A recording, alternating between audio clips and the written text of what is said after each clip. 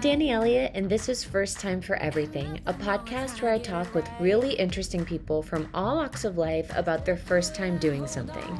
These people started out just like you and me, interested in something and wanting to try it. Maybe they were a little bit scared, but something in them made them take that leap towards their dream. I hope these conversations inspire you to step out of your comfort zone and go after whatever it is you've been wanting to do. And who knows, maybe someday we'll be talking about your first time.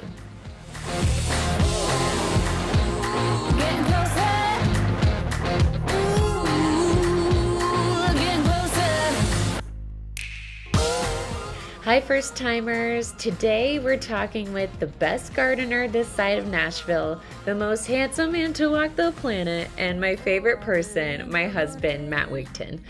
Matt came on today's episode to talk with me about the process of buying our first home, and wow, was it a doozy. We talk about trying to find a home in a hyper-competitive market like Nashville, blowing through your savings, crazy neighbors who we were pretty sure were smoking and cooking meth, and all of the ups and downs of what this journey has been for us. We hope this episode saves any future homeowners the headaches, wrinkles, and gray hair we have gained in this process. So without further ado, this is First Time Buying a House.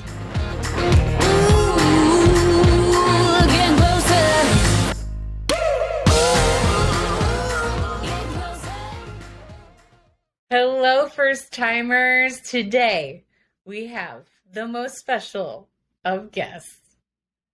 You know him, you love him, maybe. A lot of you maybe don't know him, but you would love him if you knew him. He's my husband, Matt Wigton. Howdy.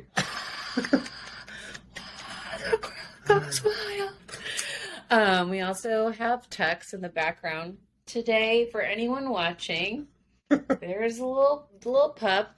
So today, I thought it would be fitting for us to do this episode, seeing as we're kind of coming to the end of an era here in Nashville. Not that we're getting ready to sell our house, but we're coming to the end of our time really in this house. And I thought we would do an episode on first time buying a house because it was a shit show for us. So I thought this would be helpful for anyone interested in the process. And we're just going to talk about our experience going through this.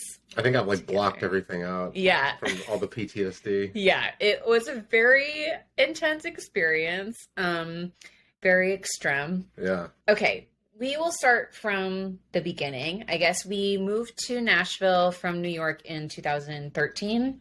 Mm-hmm. And then we rented for about 2 years. And we were saving up. And the market was pretty crazy back then. And it hasn't really slowed down to today. In April of 2015, we were going to buy our first house. And we were... what was the day before closing that everything went sideways? Yeah. I mean, nothing ever, I think as I learned through this process, nothing ever goes according to plan. Yeah. And it fell out from underneath our grasp. If not the day before, the days leading up to it, the last few days or whatever before closing.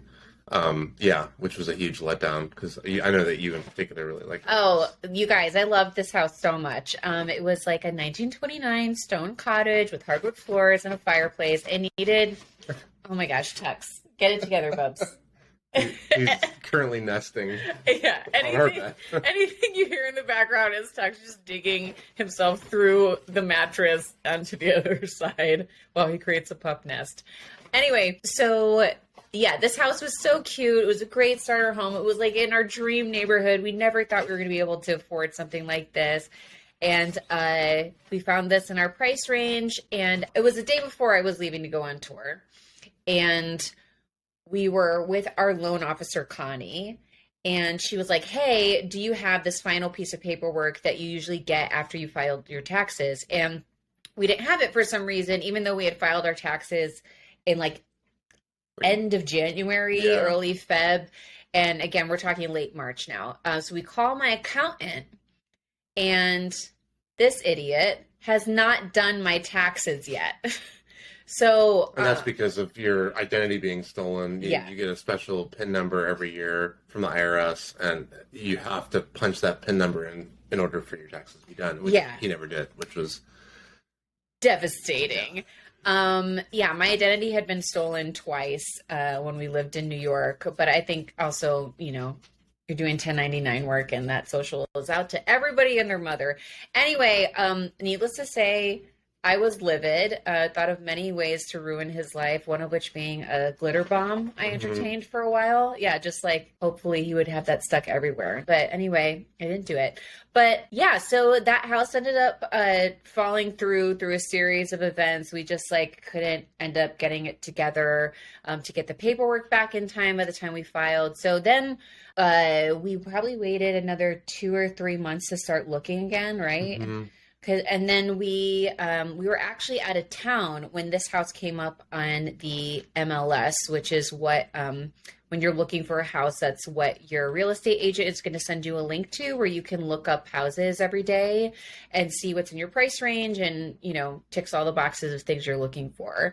But we were actually out of town at Matt's family reunion. It was like in Morro Bay or something. And so we had our realtor come to the house and just do a video walkthrough for us, which felt completely insane that we were even entertaining the notion of, buying a house that we hadn't even physically stepped in. But that's just the way the market was here, right? Yeah, I mean, it was so crazy. You had people from out of state buying houses. So I mean, still kind of that way now, but it was particularly insane then.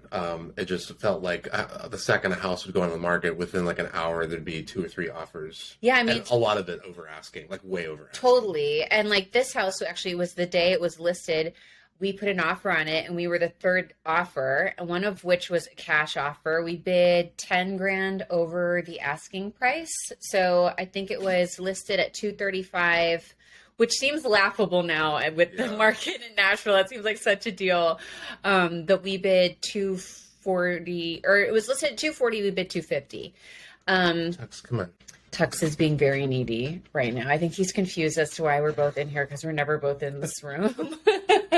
It's our guest room / my office. Anyway, so our realtor, Sylvia, shout out to Sylvia Gianna Trapani. Hey, girl. She did a walkthrough for us and basically checked all the boxes that we wanted. And we were like, okay, cool, let's make a move on it. We get back to town and the inspector is here before we even got here. And he's already gone through the whole house and has his whole list of shit that he's getting ready to like spiel off to us. I walk in and just start like sobbing. Yeah, you have a breakdown, I think. I hated it. Yeah. It did not feel at all like I thought it would. And you and Sylvia were both like trying to console me. Mm-hmm. And I was just, I couldn't let go of the first house. I just loved it so much. And this house is very different to that house. This is a 1942 brick ranch style house. There's not a lot of character. It's just a big plot of land though, which I liked. Yeah.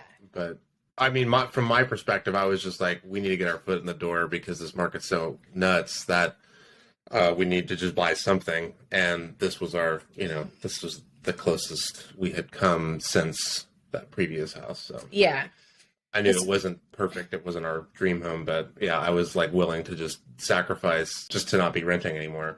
Yeah, like it was so hard to find anything that was kind of what we were looking for. So yeah, this was the closest thing. And Sylvia had gave us some great advice and was like, listen, we can keep looking if you really hate this, but just keep in mind, you're going to pay for like $500 for an inspection every single time you look at a house. And that could be money you could be putting into a house to make it something that you actually like, depending on how many times you do something like that. So we decided to go for it, ended up closing, but like Matt said earlier, nothing is ever smooth. And we ended up closing at about 245 instead of 250. But then like the day before we moved in, the shit just hit the fan. And we had all outgoing plumbing just disintegrated in front of our very eyes. Just gone. Because we had a guy come, like a plumber, like a specialty come over. contractor. factor, kind of like check Yeah. out specific things. Just to make sure like things were working correctly, or like if there was something that wasn't checking out, that like we would know, like, so they opened up the plumbing to check out the line, and It just cracked off the wall. It was an original cast iron like hub, for all the outgoing plumbing. And this was like something we didn't even know about as far as being a thing. We didn't know anything, by the way. Because after that, we were like, oh, we want everything to be PVC. You don't want cast iron because that stuff gets corroded and like falls apart, as we saw. So yeah, that was not a fun experience. Yeah, so like 10 G's later, and then also we had no insulation in the roof. So we were just like losing heating and cooling through the roof. There were no gutters on the house. We had asbestos lining all the ductwork for the HVAC. So if we had kept that, we would have just been breathing in asbestos. And this, all in, we probably ended up spending around like $16,000 for all of that and went into debt for it. And we had both also at this time decided to make career transitions very wisely. So I had decided we both decided to stop touring, and Matt was going more into production. I was going more into songwriting and pursuing more of my artist stuff versus doing backing vocals for other artists. And I had been saving up that whole summer while I was on tour to like give me a cushion to live on. And instead I had to put all that money towards like fixing the house, and we were still in debt. So we were in a very dark place for a long time. Those first couple of years in this house, it was just like, nothing glamorous. Everything was meat and potatoes of the house, like the bones. Like we were like working on that stuff, not nothing cosmetic. Like we had multiple HVAC repairs because we couldn't afford to get a new HVAC. We replaced half the windows in the house because that's all we could afford to do. We had to gravel our driveway, which we had like only like a hand, like maybe $400 or $500 of money left in our savings. That's it. That's like all we had. Not Which even was our enough, savings. We had no savings. That was like enough to cover the gravel. But I imagine this is this way around the country. But like in the summers here, as we both learned, like pretty quickly, like gravel doesn't last long because grass just grows on top of it. Like there's just weeds that start popping up. So eventually, within like a year or two, what once was a gravel driveway is now like a half gravel, half grass driveway. Yeah. It's like such a waste of money. But we had to do it because we had this crazy, crazy neighbor next door. We were just trying to get ahead financially, and my mom gave us some money to buy a camper that we were going to turn into this like really cute Airbnb. And so I had gone through this whole process of like renovating this thing myself, and it was adorable. And we finally were renting it out, making like the tiniest bit of money. And we had this neighbor who we're pretty sure was on meth, and we're pretty sure her husband was cooking meth. And he drove an Astra van and was a chemist that worked nights. Yeah, I mean, hello. Like a little Breaking Bad action, Nashville version. Yeah. And she was just like, she would constantly chain smoke on their porch. And like anytime we would go outside, she would run back inside. She hated like seeing us. And so one day I go outside and she has made what is basically a swastika flag she's hung over the side of their deck that faces our house. And I was so confused. I was like, what? She used green duct tape and didn't even draw the swastika out correctly with the duct tape.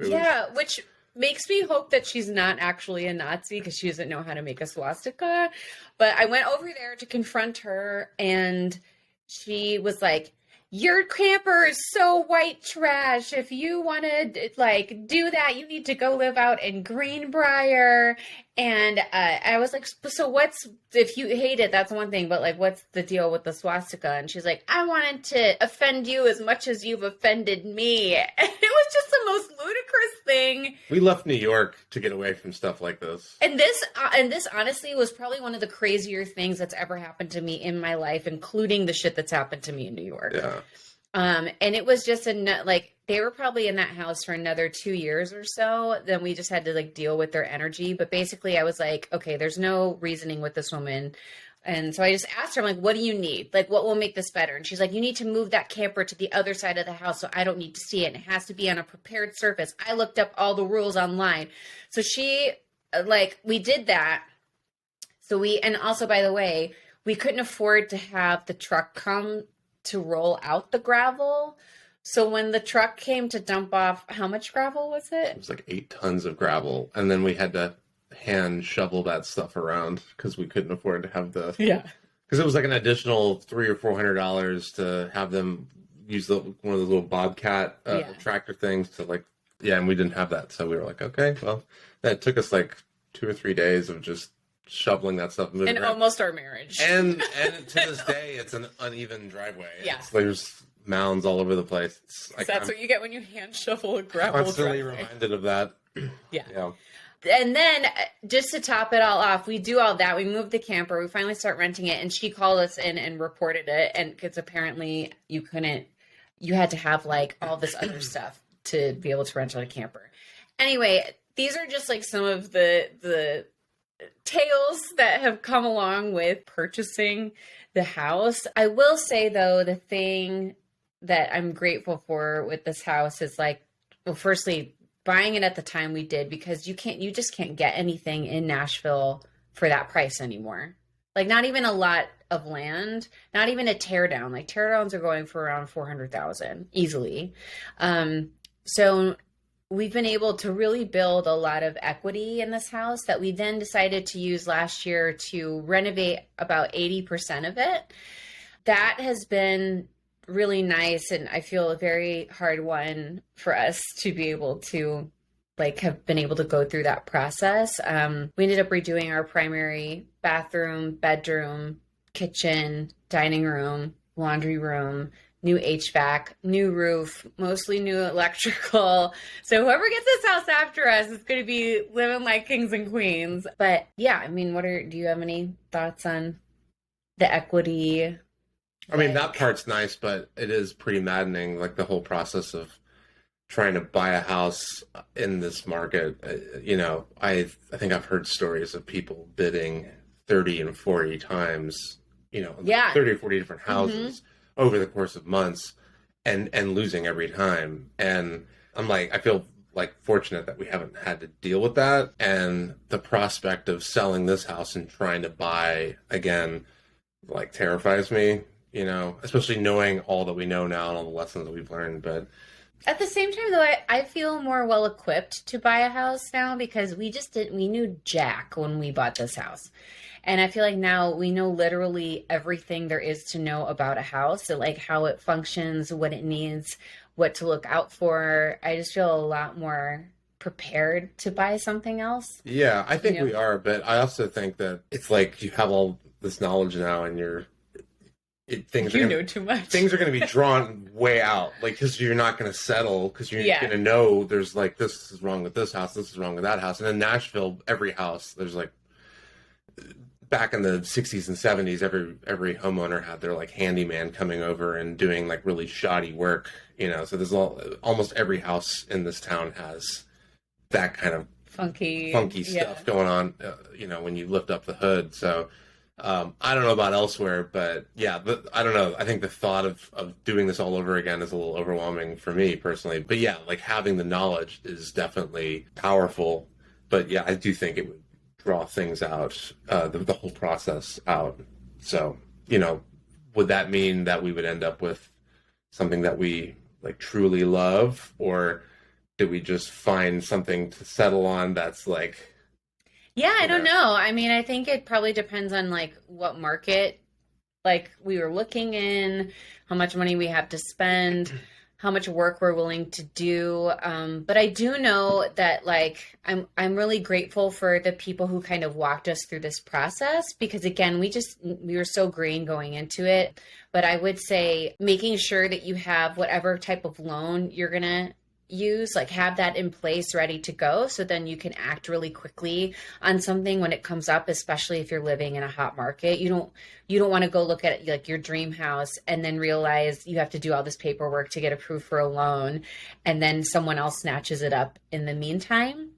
So find yourself a great loan officer. We used Connie Eddy, and she was great and also really amazing for musicians who are on like really weird income, like mostly 1099 stuff. So if you are like a gig worker, I think really looking for someone who is good at putting that on paper for you.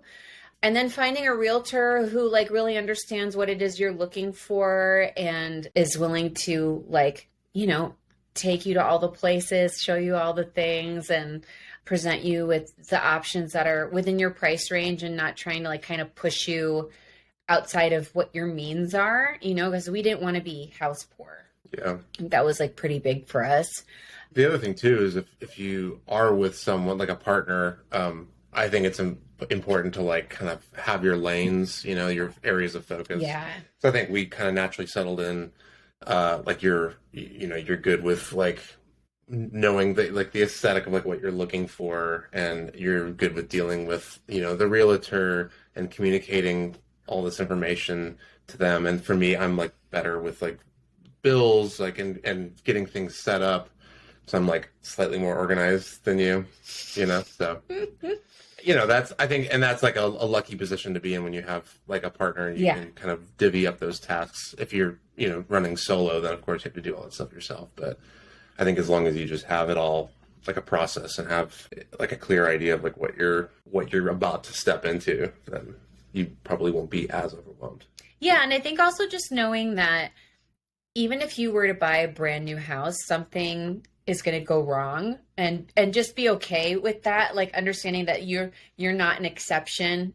Everybody goes through this. I've always joked that you kind of need to have like $1,000 on hand at all times, because I feel like every time I've called to get a quote to fix something, it's always been like $1,000, and you just kind of start to wrap your head around having to spend larger sums of money, or getting yourself in a position to be able to do that if and when you need to do that. Something that we did in order to actually like reinvest in the house and have that money to spend when stuff kind of goes sideways is we took out a HELOC, which is a home equity line of credit. And so, before we renovated our house, we bought it at 245 and it appraised at about 368, I think. Yeah, somewhere around there. Yeah. Ish. And so we were able to take a loan out against ourselves, basically, and then put that money back into the house. And then after we did all those renovations, we put about $100,000 into the house. Now it's appraised at over mid-5s. So it's always a good idea to have that HELOC available if you have equity in the house. So like if you need a new roof, if plumbing goes out, something, you can like just take that money out against yourself and put it right back into the house, which is only going to increase its value. Although something to note, like as of like right now, the Fed has been like increasing the rates, making it a little more difficult for people to borrow money because of inflation and all that stuff. So as of right now with the taping of this, that's the deal. But I still think it's pretty reasonable, as far as getting a HELOC set up. I think it's still worth doing. Because you don't have to pay on it until you take money out of it. So as long at least with the HELOC that we had, I don't know if there's other versions of that. Sure, yeah, there might be. Yeah. Yeah, at least our version, you didn't have to pay any interest on it until we started taking money out of it. So you can just open it and kind of leave it there. As long as you trust yourself with money, you don't go on a spending spree with your equity. But yeah, I mean, what are your sort of like, I don't know, your final feelings on homeownership? Like, have you enjoyed being a homeowner? Would you like 10 out of 10 recommend or no? I think I'm like a mixed bag. I think now is an interesting time to be alive and investing in things, because things are just wildly expensive, and knowing what this house used to be worth 20 years ago, it's pretty terrifying. I mean, it was like in the upper, like it was like 170,000, I think it sold for in like 2008 or 2009, which was not that long ago. I'm like, I think a lot about like if we eventually sell this place, would we just rent for a while, and like how would that feel? I mean, like, yes, renting, you're just throwing your money away, but also you're not dealing with the slew of issues that can arise when you're a homeowner. But on the flip side, like you said, being able to take out the equity, and put that back in and make the house nicer and more aligned with like what you're looking for, whether it be aesthetically or just, practically, whatever. So that's nice too. I've like really enjoyed that aspect of it. But yeah, I think I'm kind of like split between what it would feel like to be a renter again and versus now. I mean, I love our property. I love being able to do basically whatever I want to it, like from like a landscaping point of view. For instance, like my sister lives in an HOA neighborhood, and there's a lot of things that she can't do. Yeah, like planting certain trees or bushes in certain parts of the yard. They're like forbidden to do that, and I would lose my mind. Yeah. I couldn't live in a neighborhood like that. I like having the freedom that we have to do what we want with the yard. And Matt's an incredible gardener, so like we have this amazing like, how big is it? Like 25 by 25? Yeah. Square foot garden in the back that we've been able to build. And we have like a fire pit that we made that we need to give a little love. It's a little rundown. But yeah, I think that's fair. Like, it's tough. It's like, it's emotionally taxing. It's tough on your relationship at times, for sure. The financial strain can be really difficult. It's a lot of responsibility. Yeah, it's a lot of responsibility. Like we're going to be moving in November, and we're going to be renting this place out, and we need a property manager, and you need to be able to like just like buy things if they break in order to take care of your renter.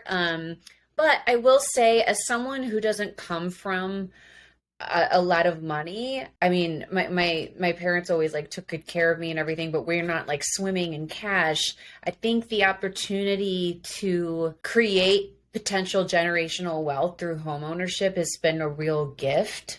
And I know that everything is so crazy right now, and I feel like we're sort of on the last edge of people our age, like being able to really even purchase a home. So the fact that we were even able to do this was a gift in and of itself. And, now we have this equity that we'll be able to like purchase other property and just keep kind of diversifying and building. And it is really true. It's like, it takes money to make money. And I think without this house, we wouldn't be able to do any of that.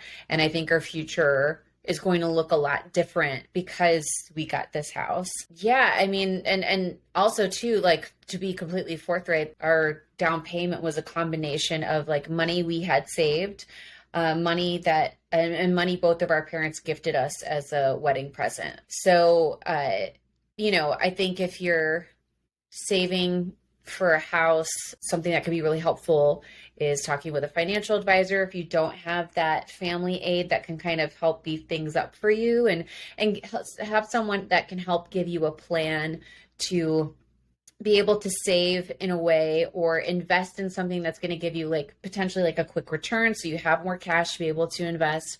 There's also like many different types of loans too. Yeah, there's different types there's of the loans. Fannie Mae loans, right, which are or FHA. Yeah, like very low Yeah. down payments. Yeah. So depending on your financial position, there's definitely options, but financial advisor would definitely be able to help get all that organized. And also now too, I think I was telling you about this. I read this article a few months ago in Refinery 29 about friends going in on properties together. So that's definitely something to think about. It was these two women who have been best friends. They're not in relationships, and they were like, why shouldn't we benefit from the financial gain that you get from being in a partnership just because we're not romantically involved? And so they actually bought I think they're in New York. I think they bought an apartment together. And that I think is so smart, so if you have a good friend who also wants to get into investing in home ownership, that could definitely be a great conversation to have. Obviously, you want it to be with someone who you trust, who is good with money, so you don't get into a nightmare situation. But obviously, like, again, there are a lot of different pathways that I think can keep people from home ownership. And again, like, it's not lost on me how lucky we are to have gotten our foot in the door. But, you know, even doing that, like, we had to get creative with like how we were saving and spending and all that stuff. But I don't know, I would recommend it. And I also really enjoy like making a place feel very unique to us. So that process feels really creatively fulfilling too. So if that's something you're into, then I think home ownership could be cool. Yeah. So yeah, that's our experience in a nutshell. We'll let you know how it goes as we get on out of here and, maybe purchase property abroad. Yeah. See if that process is any different. Yeah. Like either over in Europe or Mexico or wherever. Yeah. So I'm sure stay tuned for the adventure. But thank you to my hubs for being on. You're welcome. This is our first time we recorded anything with someone in the same room. So hopefully it sounds good for you guys.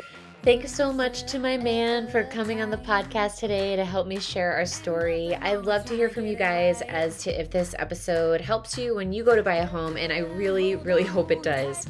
Please take a moment to subscribe to, comment on, and share the show as it helps us break through some of the podcasting noise and reach new first-timers. And if you would like to watch this episode, you can do that over on YouTube at the link in the show notes. And if you'd like to follow Matt and I as we look for and purchase our next home, you can do that over on Instagram at Dani Official, that's DAANI Official, and at Wigtronic, WIGTRONIC. First Time for Everything is produced by Two Sheilas Productions, and our theme song is Closer, performed by me, Dani Elliott, written by me and my friends The Royal Foundry, and produced by The Royal Foundry. Last but certainly not least, women's health is an important topic here on First Time for Everything, and we've partnered with Modern Fertility to help get you to know your body a bit better. Use the link in the show notes to get $20 off your at-home hormone test on Modern Fertility's site. Thank you so much for listening today, and remember, it's never too late for your first time.